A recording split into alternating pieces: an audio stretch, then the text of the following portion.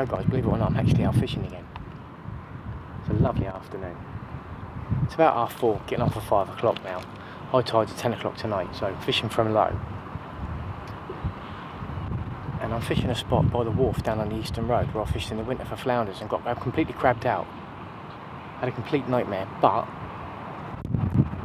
I've got a feeling it's going to be a bit busier now. Now it's late summer. I think there's definitely going to be bass there.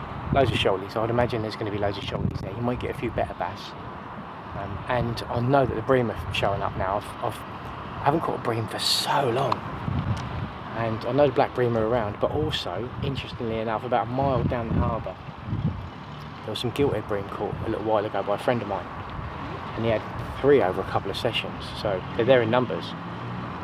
Whether they come this far down the harbour, up the creek, I don't know, but we're going to give it a go. I'm going to fish paternoster style, so lead on the bottom and the hooks off the bottom to try and eliminate the crabs. I think when the bream come along in shoals anyway, they're not feeding on the bottom, I think they're just above.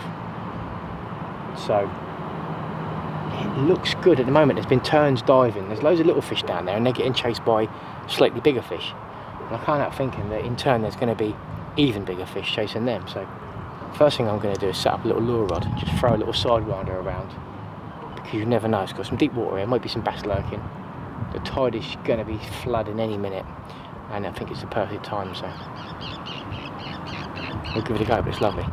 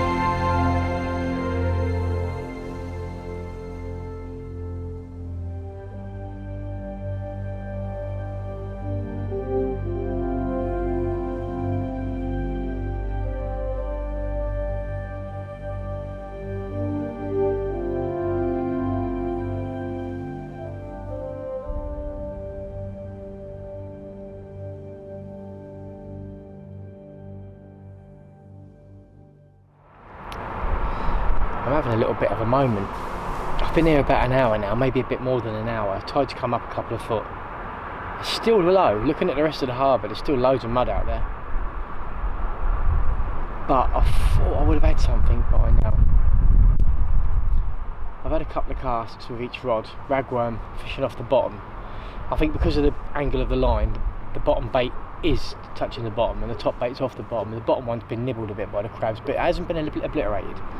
So there's been bait out there, and I'm surprised at this early state of the flood that we haven't had a small shoalie or something just to let me know that there's some fish out there.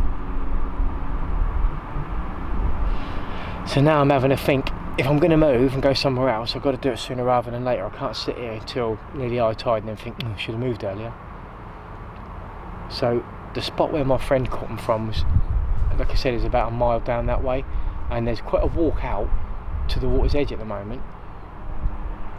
but he caught them around the high water mark.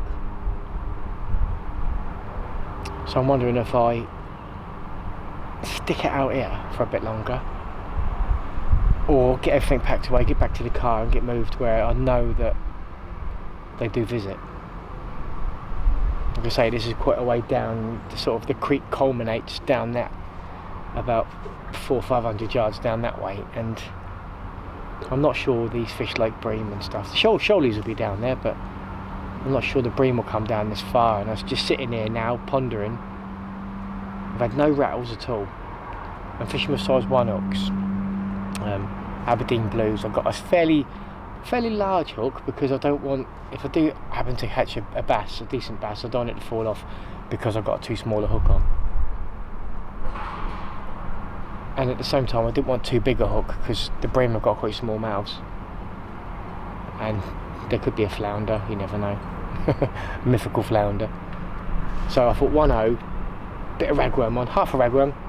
I've got massive ragworms again. I hate massive ragworms. They're an absolute waste of time. Brilliant for the tackle shops because don't take many of them to make a pound. But for the angler, chopping bits of worm up, it's nice to put a couple of small worms on, wriggling tails. I think it's just more appetising to them, but half a massive ragworm is just going to scare most fish off, I think. But we've got what we've got. I've got some mackerel in the box as well. I know that bream can be partial to a little sliver of mackerel, so maybe we'll try that on one rod later on. But I think in the next 10 or 15 minutes I'm going to make my mind up as to whether I'm going to move or not.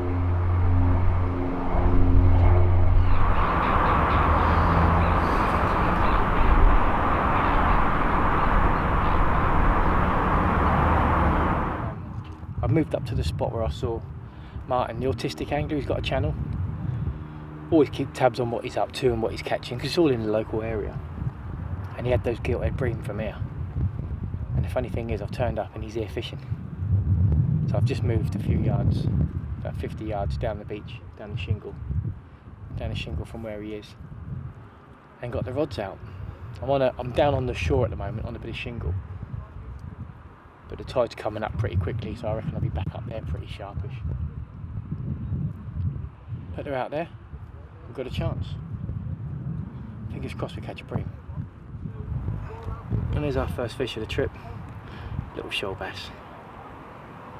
That was on a ragworm.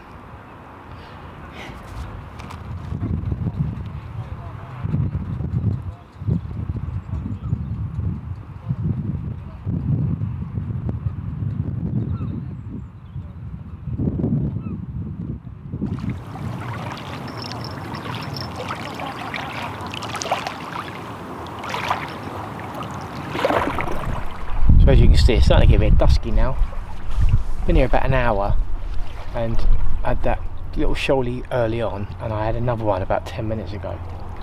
But I couldn't hold it up. It was small and it was sharp and spiny and horrible. And every time I tried to pick it up, it flipped and it hurt. So I just put it back.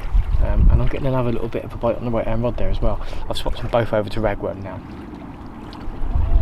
And it seems that after I had the early one, I was right out on the shingle, and it's pushed me all the way back up now. Probably looks like it's about an hour before high water, and it appears that I'm starting to get some bites now in the last sort of 10 minutes. The rods are starting to nod, so I did have a fish on the left hand rod, wound it in and it fell off because there's a lot of rocks and boulders covered in weed, and I'm sort of bumping on them as I'm winding in. But I think this would be a great spot to take a little boat out. Unfortunately, I didn't bring my video light, so it's going to be a little bit dark, but there is fish number 3 and another little baby bass, little micro bass. Where's these bream? So that's it then, guys, that's me done for the night. I didn't get much filming done towards the end there because it got dark. I didn't have my video light with me, and the wind blew up a little bit as well. I didn't get that bream that I was looking for, but I did have a few schoolies. I think I ended up with about 4 or 5, and I lost one as well on the way in, which dropped off. One of them was about half a pound, but I think every time I had a bite and wound fishing, I was just hoping it was going to be a bream, and every time I saw a bass I was like, another bass. But enjoyable session. Met Martin. Martin's a lovely bloke. He's got a channel, the Autistic Angler. If you haven't checked it out, check it out. He's a really likeable guy, and put some good content out as well, so make sure you give him a little like and a follow. But that's me. Where am I going to go next? I'm off carp fishing next weekend for 3 days, Friday till Sunday, with the YouTube bloggers. Usually something that we do every year, but I didn't do it last year. But yeah, going this year. It's at Todben Manor at Somerset, and it should be good. So that's the next time I'm going to be out fishing. So until then, tight lines, take care, thanks for watching.